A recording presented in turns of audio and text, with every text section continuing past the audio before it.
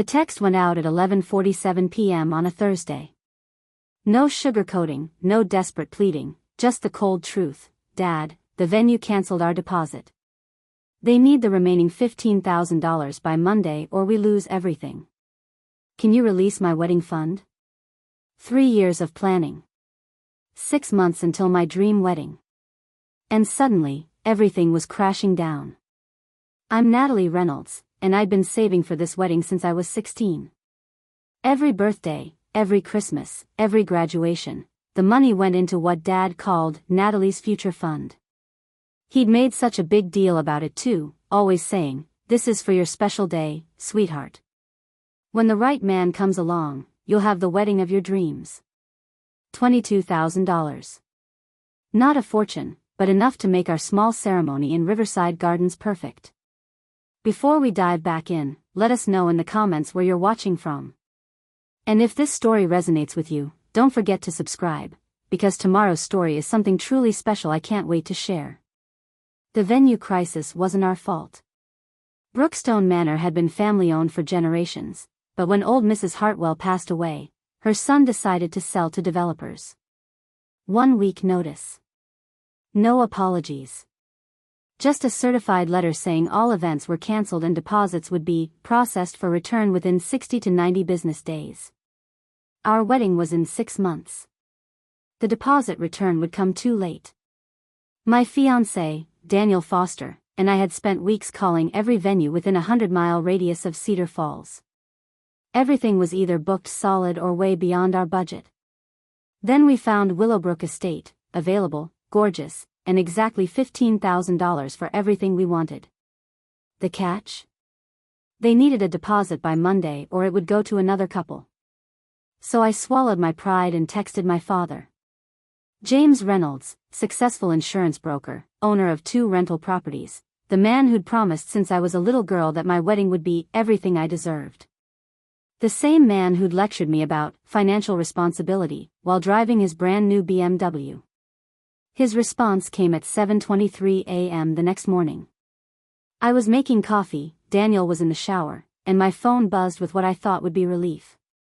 Instead, it was a gut punch. Already gave it to Amber. She needed it more than you do. Her situation is more urgent.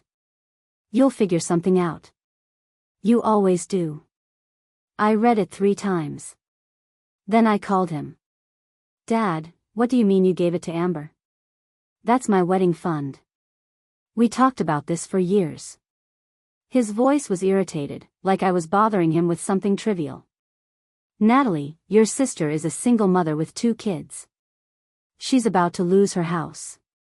You're marrying a man with a steady job. You have options. She doesn't. What about my options, Dad? What about the wedding you promised to help with? You're being selfish. Amber's children need a roof over their heads. You want a party. There's a difference. A party. 22 years of promises reduced to wanting a party. The thing is, I knew Amber's situation. I knew she'd bought a house she couldn't afford, financed a lifestyle beyond her means, and made financial decisions that would make a bankruptcy lawyer weep. I also knew this wasn't the first time Dad had bailed her out. There was the car payment crisis 2 years ago, Dad stepped in. The credit card debt disaster last summer, Dad covered it. The emergency vacation to Hawaii that somehow became necessary for her mental health, Dad funded that too. But my wedding fund? The money specifically saved for my future? That was apparently fair game for Amber's latest financial catastrophe. Dad, this money was mine. You've been telling me for years it was for my wedding. Plans change, Natalie. Family takes care of family. Your sister needed help, and I helped her. End of discussion. End of discussion.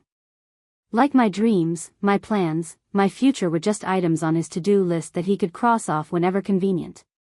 I hung up and stood in my kitchen, coffee growing cold, hands shaking with something that wasn't quite anger yet, more like disbelief. Daniel came downstairs, took one look at my face, and knew something was terribly wrong. What happened? I handed him my phone. Watched his expression change as he read the text thread. Watched his jaw tighten, his eyes narrow, his grip on the phone grow white-knuckled. He gave away your wedding fund? To Amber? The same Amber who bought a boat last month? Apparently her situation is more urgent than our wedding. Daniel was quiet for a long moment, scrolling through the messages, reading them again. Then he looked at me with an expression I'd never seen before, not angry, not hurt, but calculating. Nat, how much does your father know about what I do for work? It was an odd question. You're in digital marketing. Why? He smiled, but it wasn't the warm smile I was used to. It was the smile of someone who just figured out how to solve a very complicated problem. How much does your family know about my connections? About my clients? Not much. Dad never really asks about your work. He just knows you have a steady job. Why are you asking me this? Daniel set down the phone and took my hands.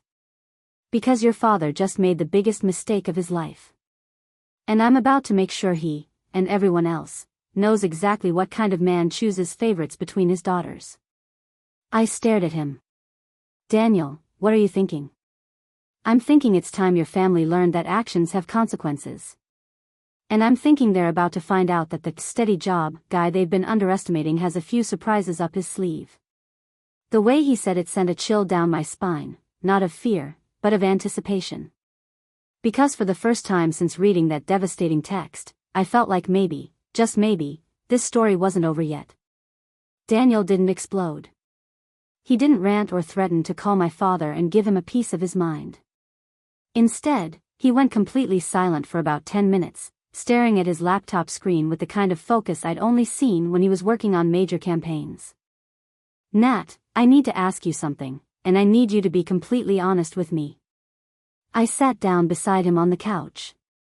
Okay. How often does your family talk about money on social media? Your dad's business success, Amber's lifestyle, family events, do they post about it? The question seemed random, but I thought about it.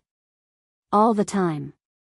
Dad's always posting about his investments and business wins. Amber posts every purchase, every vacation, every expensive dinner. Mom shares every family gathering. Why?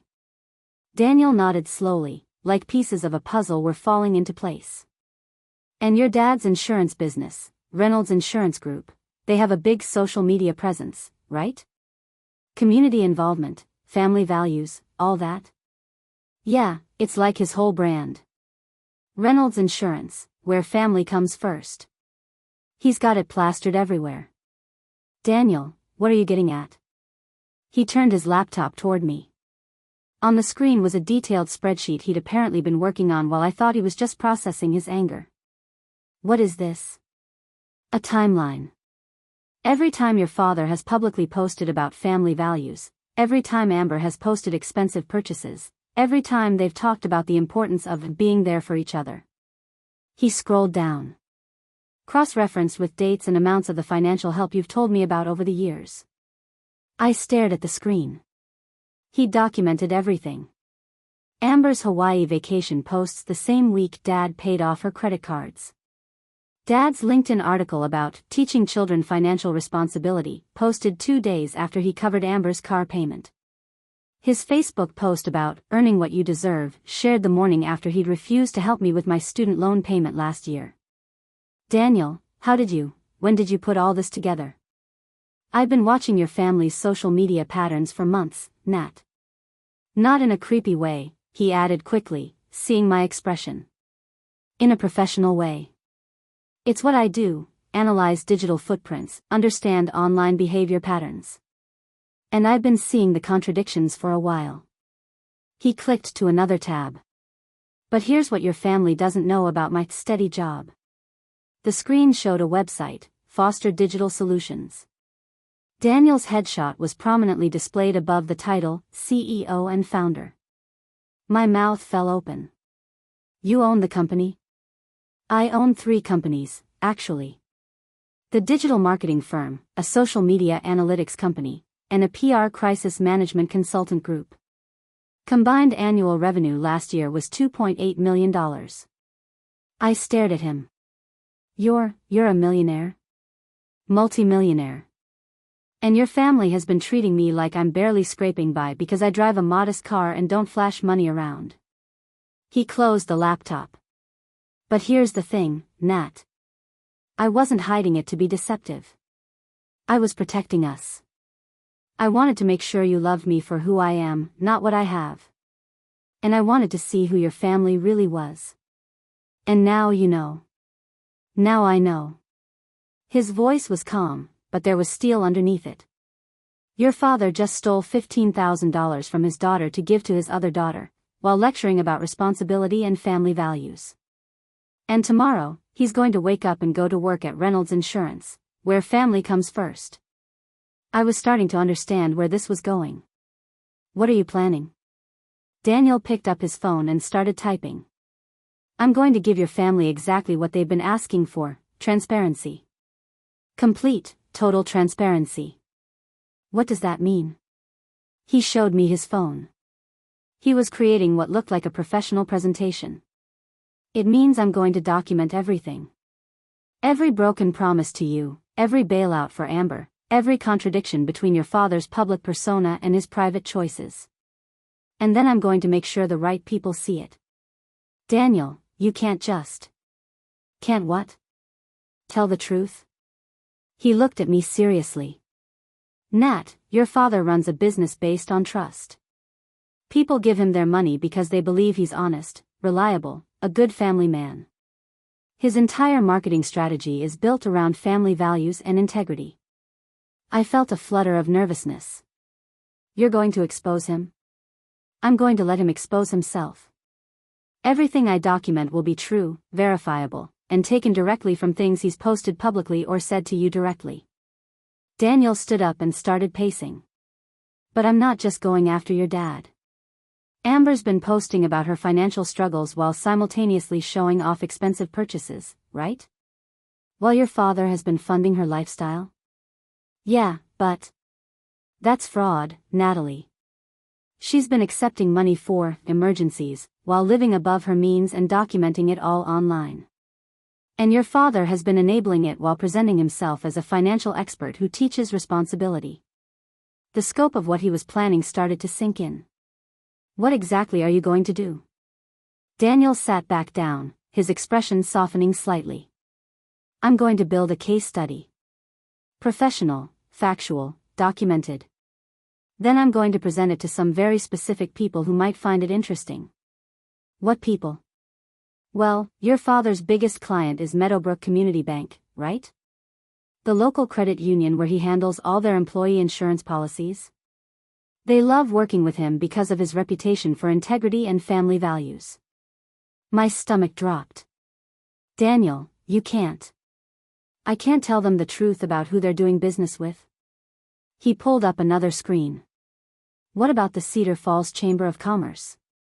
Your dad is up for their Family Business of the Year award next month, isn't he? The one where they specifically honor businesses that exemplify family values in both professional and personal conduct?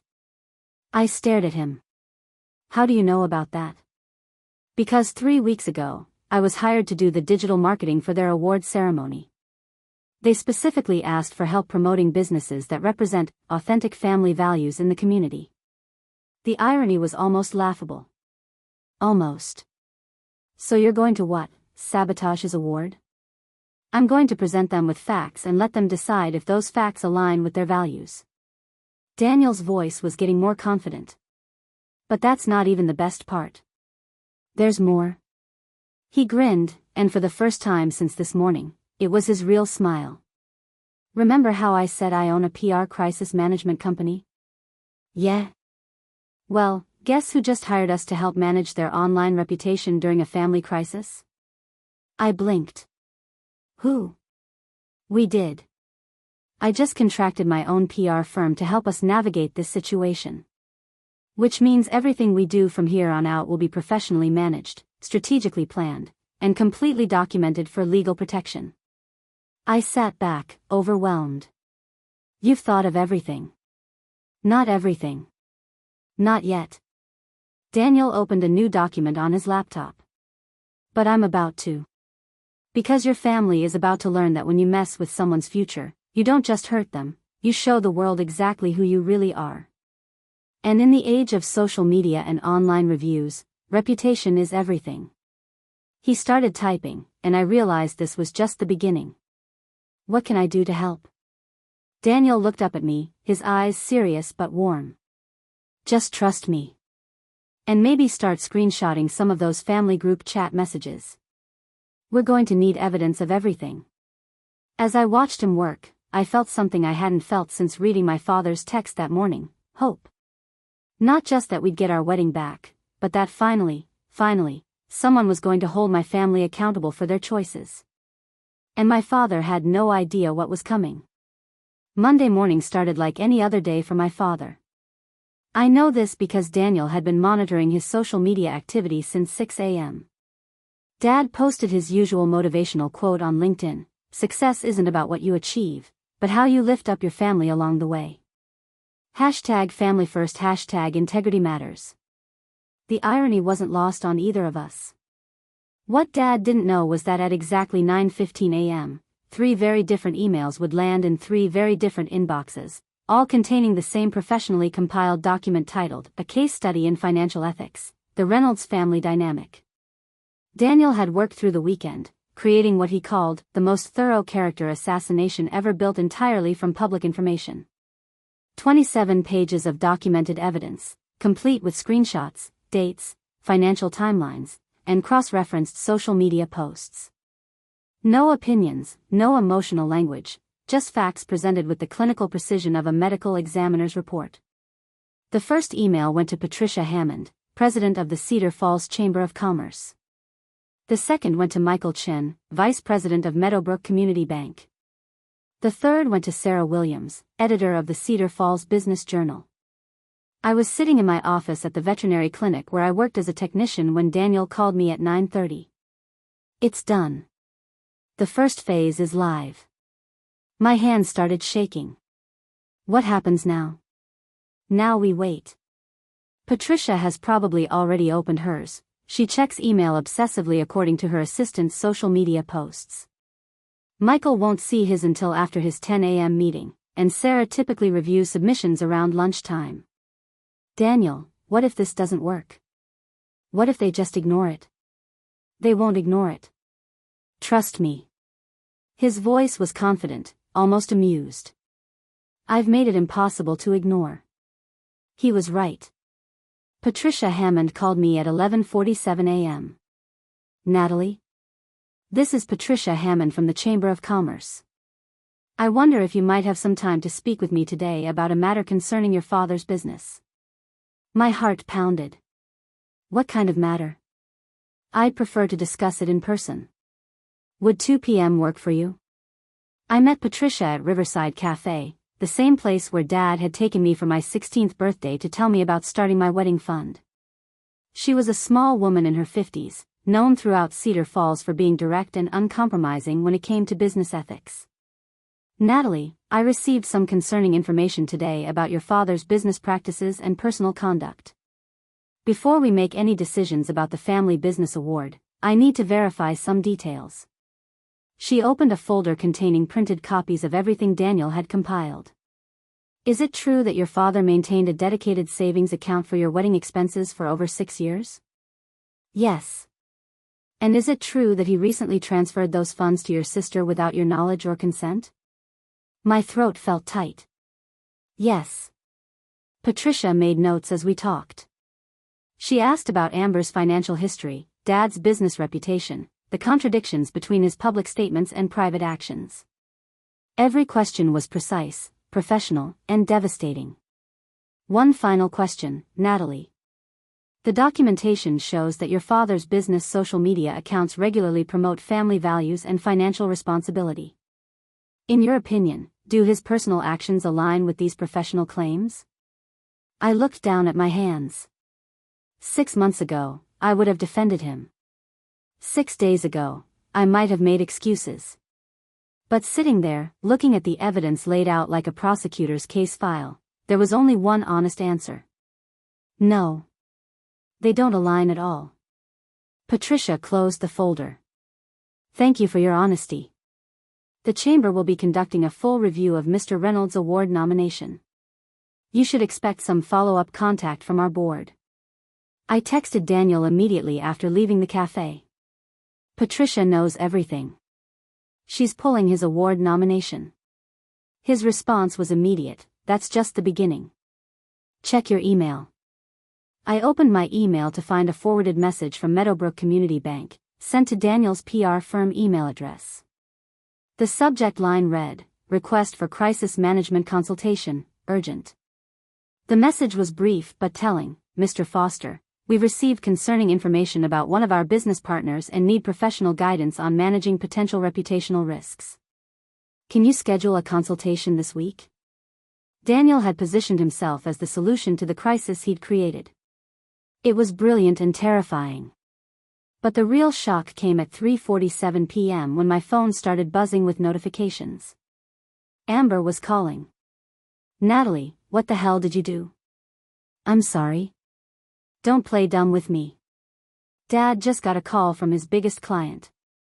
They're reviewing their business relationship. And someone from the newspaper called me asking about my financial situation and whether I'd received inappropriate assistance from family members." My heart was racing, but my voice stayed calm. "I don't know what you're talking about, Amber." "Bullshit.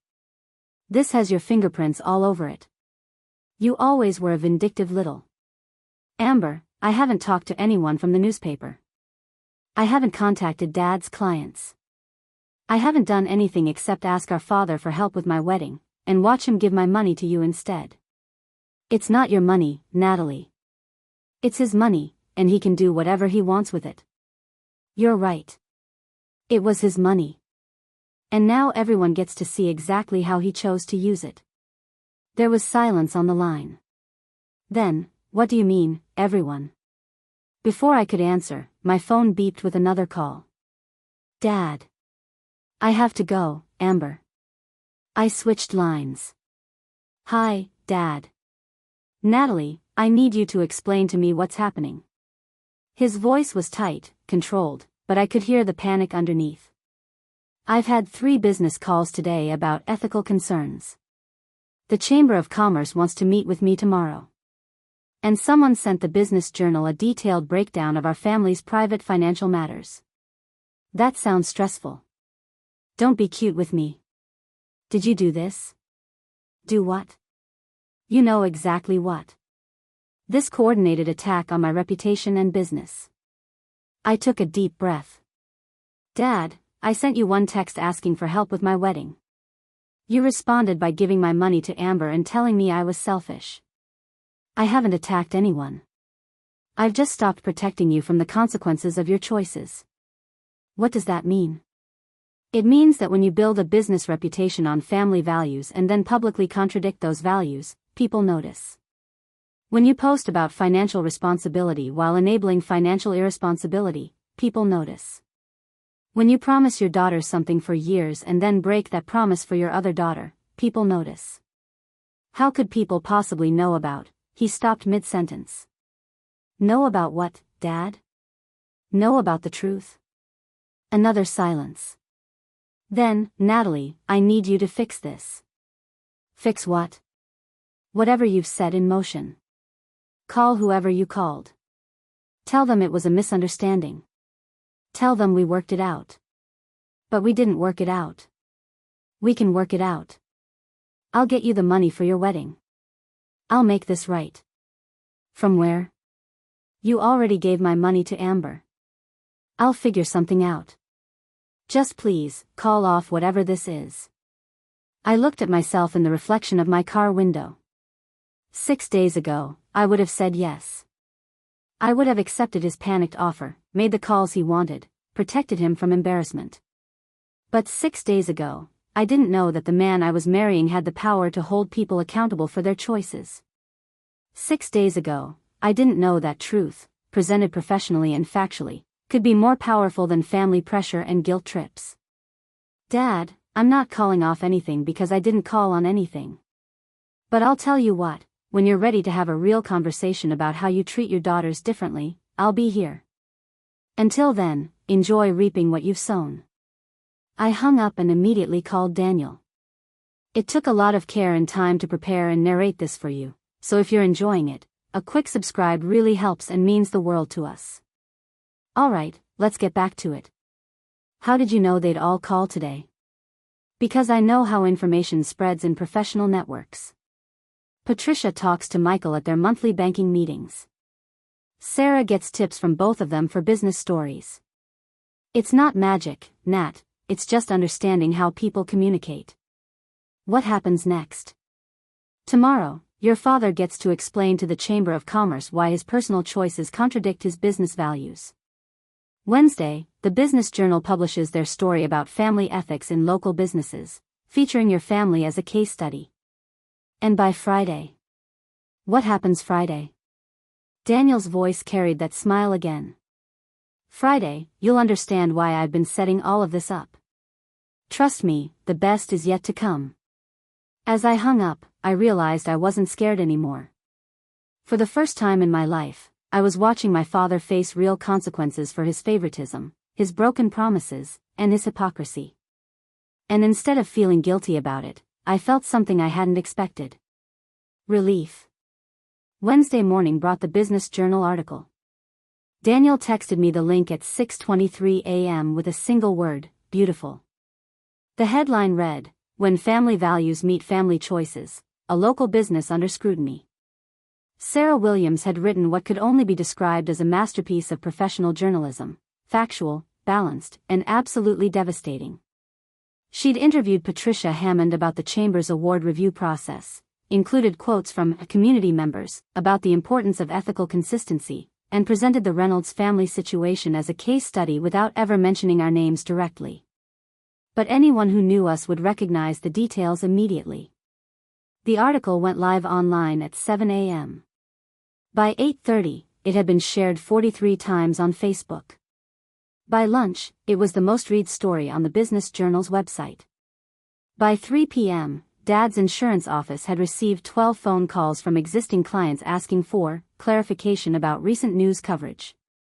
I know all this because Daniel had been monitoring everything in real time, tracking social media mentions, website analytics, and what he called digital sentiment analysis. He'd turned my family's crisis into a live case study, complete with data dashboards and engagement metrics. But the real explosion came Thursday evening. I was having dinner with Daniel at Romano's, the same restaurant where we'd had our first date, when my phone started buzzing with text messages. Not calls, not emails, but a flood of texts from numbers I didn't recognize. "Are you the daughter from the Business Journal story? Girl, I saw what your dad did. My family did the same thing to me. Is there a way to support you? This is so wrong. My father stole my inheritance from my brother too. Thank you for speaking out." I stared at my phone, confused. "Daniel, how are random people getting my phone number?" He looked guilty. "Remember how I said I own a PR firm?" "Yeah. Well, sometimes PR involves strategic information sharing. I may have created a way for people to reach out to you if they wanted to show support." "You gave out my phone number?" "I created a forwarding system that strips caller identification but allows people to send messages if they specifically request to contact the daughter from the Business Journal story. It's completely secure, and I can shut it off anytime." Before I could respond, my phone rang. Unknown number. "Hello? Is this Natalie? From the article?" The voice was young, maybe early 20s. "Who is this?" "My name is Jessica. I'm a senior at Cedar Falls University. I read the article about your family situation, and I think I'm going through something similar." "What do you mean?" "My parents promised me they'd help with my college expenses if I kept my grades up and worked part-time. I did everything right.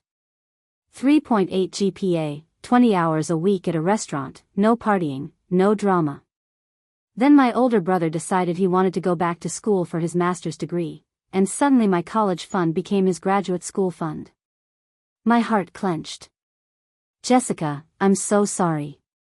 They told me the same thing your dad told you, that he needs it more, that I'll figure something out, that I'm being selfish. And just like your situation, my brother has terrible financial habits. He's 26, lives at home, and has never held a steady job. But apparently his education is more important than mine. I looked at Daniel, who was watching my face intently. Jessica, what happened when you tried to talk to them about it? Same thing that happened to you, I'm guessing. They made me feel guilty for even asking. Told me I should be happy to sacrifice for family. Said I was being entitled and ungrateful. Her voice cracked slightly. The article made me realize I'm not crazy for feeling betrayed. We talked for 20 minutes. By the time I hung up, I had tears in my eyes and Daniel had that calculating look again. How many messages have I gotten like this? Daniel checked his phone. 47 so far. And that's just tonight. 47 people with similar stories? 47 people in Cedar Falls and the surrounding area. The article got picked up by 3 regional news sites, so it's spreading beyond our immediate community. My phone buzzed again. This time it was a group message that had been forwarded to me. Natalie, this is Monica Patterson. I'm a family law attorney here in town. Several young women have contacted me after reading about your situation. They're asking about legal options for recovering funds that were promised to them and given to siblings instead. Would you be interested in speaking with them? I showed the message to Daniel. A lawyer wants to talk to me? Not just any lawyer. Monica Patterson handled the Morrison family estate case last year, the one where the father tried to change his will to favor one child over another. She won a major judgment for the siblings who were being cut out. Daniel, I never said I wanted to sue my father. You don't have to sue him. But 47 other people might want to know what their options are. And Monica might want to understand if there's a pattern of financial favoritism that constitutes elder abuse or fraud. Elder abuse? Think about it, Nat. Your father controls family finances and uses them to manipulate behavior. He rewards Amber for poor choices and punishes you for independence. That's a form of financial abuse, especially if he's been doing it for years. My phone rang again. This time the caller ID showed Cedar Falls Community College. Hello? Ms. Reynolds? This is Dr. Jennifer Walsh from Cedar Falls Community College. I'm the director of our Family Financial Literacy Program.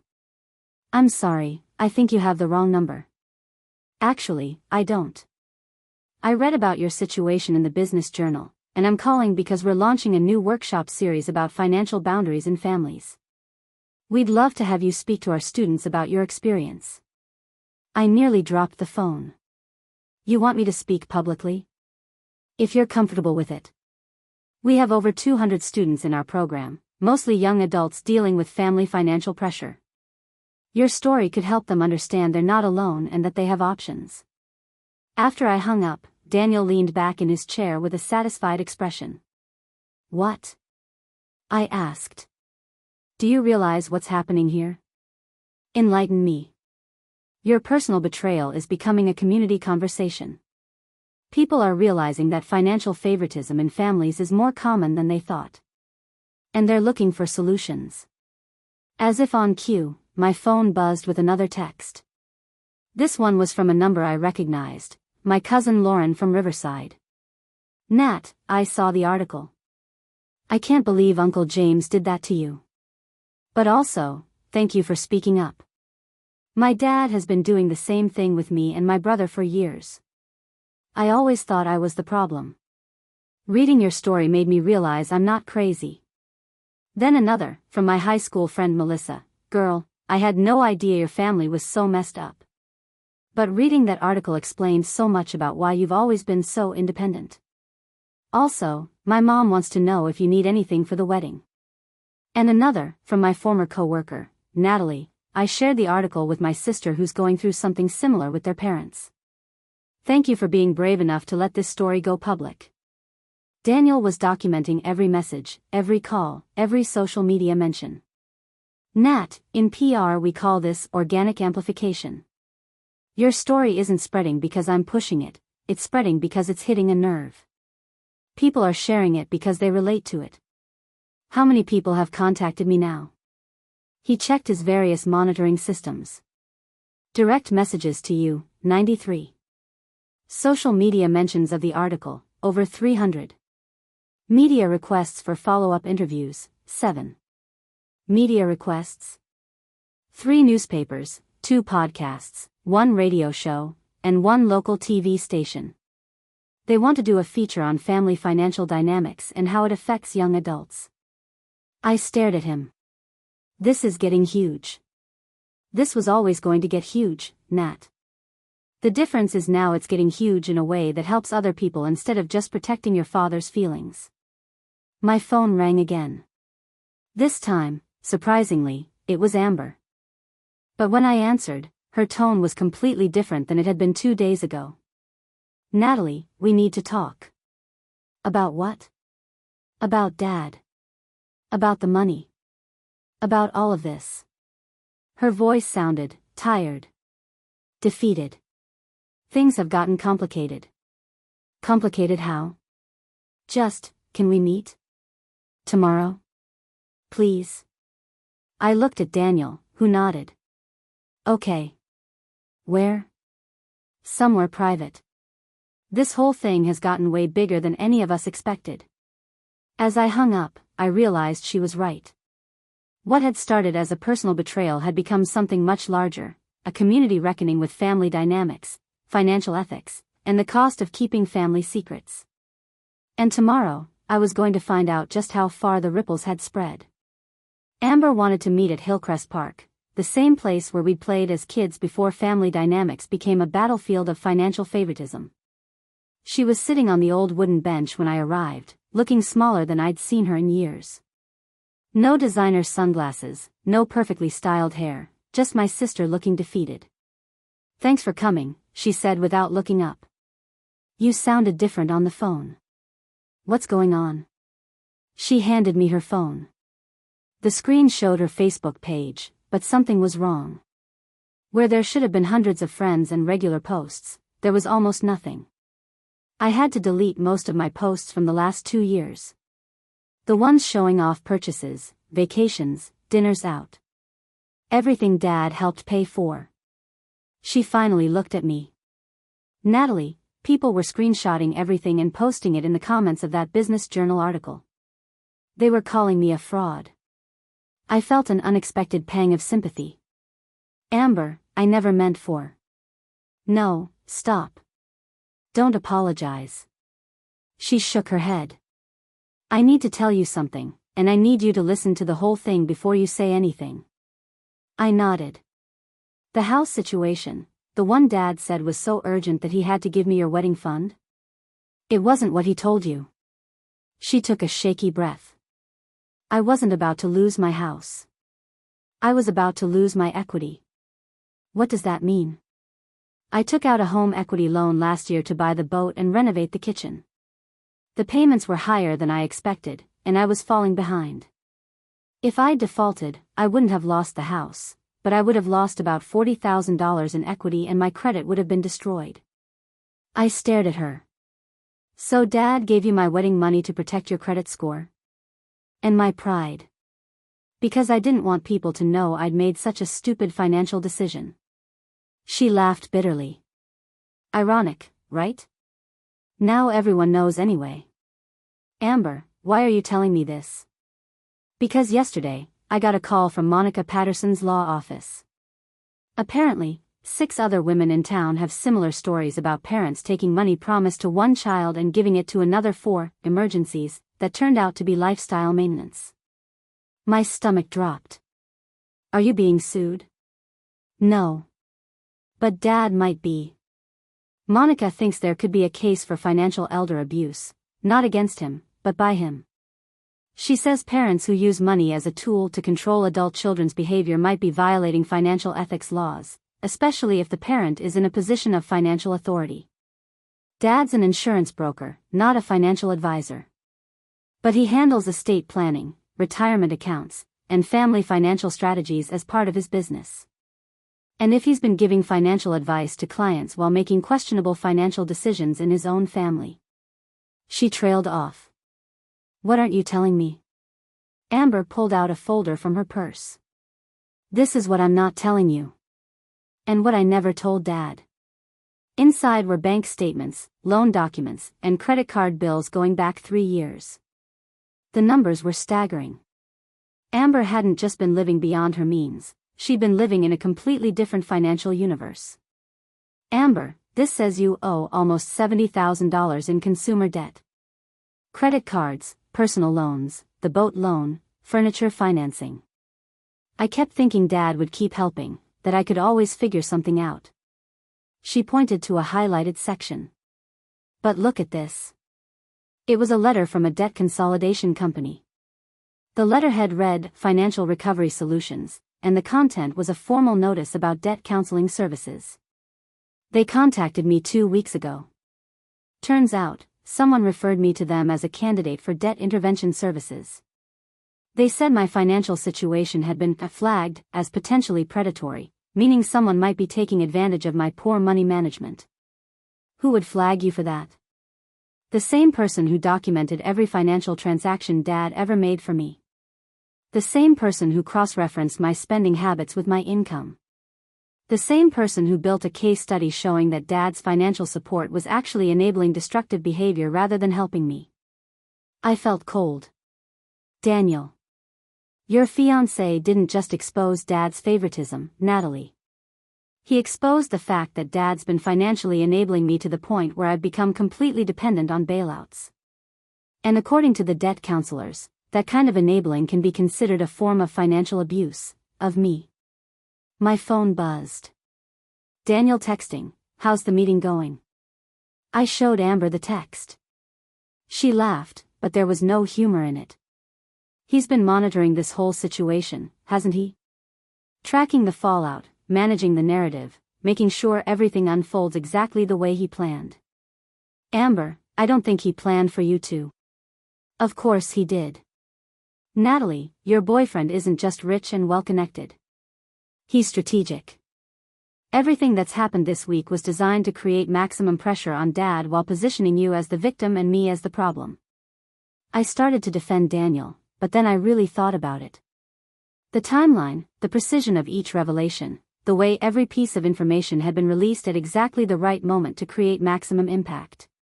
But everything he exposed was true. Everything he exposed was true. But the way he exposed it was calculated to destroy our family's reputation and rebuild it with you at the center. Amber pulled out her phone and showed me a website. Look what went live this morning. It was a professional website called the Willowbrook Foundation. The homepage featured a large photo of me in my black dress from the failed venue visit, with text underneath, supporting women betrayed by family financial favoritism. What is this? Read the About section. I scrolled down.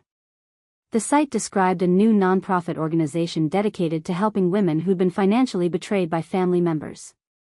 It offered legal resources, financial counseling, and support groups. The founder and president was listed as Natalie Reynolds Foster. Amber, I've never seen this before in my life. Look at the bottom of the page. In small text at the bottom, website design and digital strategy donated by Foster Digital Solutions. My hands were shaking. He created a nonprofit in my name? He created a nonprofit empire in your name. Look at the resources page.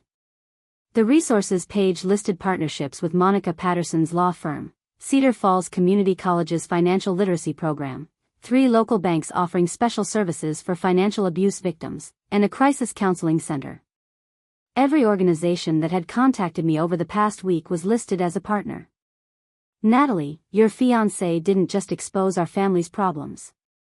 He built an entire business model around them. And you're the CEO. I called Daniel immediately. Hey babe, how's it going with Amber? Daniel, what is the Willowbrook Foundation? Silence. Then, where did you see that? What is it, Daniel?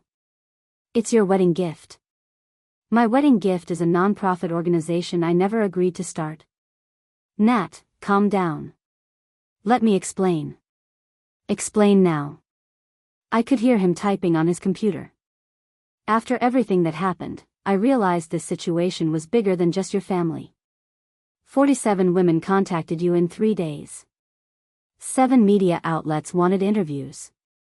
Monica Patterson called about potential legal action. Dr. Walsh asked you to speak at the college.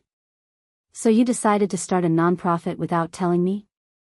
I decided to create a framework for you to help people if you wanted to. The foundation is legally yours, I just built the infrastructure. You can shut it down, change it, or run with it. Your choice. What if I don't want to run a nonprofit? Then you don't. But Natalie, look at your phone. Look at all those messages from women who said your story made them feel less alone. Look at what happened when one person finally said, "This isn't okay," about family financial favoritism. I looked at Amber, who was watching my face carefully. Daniel, we need to talk. In person. Tonight. Of course. But first, check your email. Why? Because the City Council just voted to officially recognize the Willowbrook Foundation as a community resource organization. And because the local news wants to do a feature on Cedar Falls' newest nonprofit leader. And because... He paused. Because your wedding venue called. What venue? We lost our deposit at Brookstone Manor. Check your email, Nat. I opened my email. The first message was from Willowbrook Estate, the venue that had required the $15,000 deposit. Dear Ms. Reynolds, we've been following the news about your family situation and your new foundation work. We'd like to offer our venue space for your wedding at no charge, as well as hosting your first foundation fundraiser. We believe in supporting women who turn personal challenges into community solutions.